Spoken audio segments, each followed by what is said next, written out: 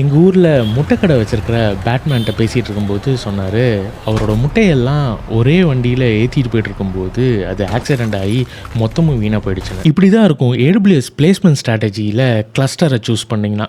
இப்போ உங்கள் EC2 இன்ஸ்டன்ஸை எல்லாத்தையும் ஒரே ரேக்கில் ப்ளேஸ் பண்ணிங்கன்னா அந்த ரேக் ஃபெயில் ஆச்சுன்னா மொத்த அப்ளிகேஷனும் டவுன் ஆகிடும். இதுக்காக தான் பேட்மேனை தனித்தனி ட்ரக்கில் அனுப்ப சொன்னேன். இங்கே கவனிச்சிங்கன்னா EC2 இன்ஸ்டன்ஸை ஸ்ப்ரெட் ஸ்ட்ராட்டஜி யூஸ் பண்ணி தனித்தனி ரேக்கில் ப்ளேஸ் பண்ணும்போது ஃபெயிலியர் ஆனாலும் ரிடண்டன்சி கிடைக்கும். ஸ்ப்ரெட்டில் என்ன பிரச்சனைனா ரிடண்டன்சி கிடைக்கும், ஆனால் லேட்டன்சி அதிகமாக இருக்கும்.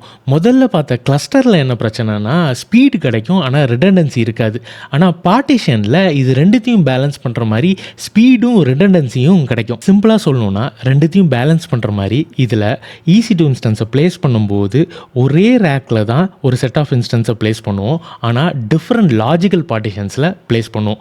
பேசிக்காக அந்த பார்ட்டிஷன்ஸில் டெடிகேட்டட் பவர் நெட்வொர்க் லைன் வரும். அதே மாதிரி இன்னொரு செட் ஆஃப் இன்ஸ்டன்ஸை இன்னொரு ரேக்கில் இதே மாதிரி லாஜிக்கல் பார்ட்டிஷன்ஸில் ப்ளேஸ் பண்ணுவோம். இந்த மாதிரி நிறைய கண்டென்ட் என்னோட ப்ராட்காஸ்ட் சேனலில் போஸ்ட் பண்ணுவேன். மறக்காமல் செக் அவுட் பண்ணி பாருங்கள்.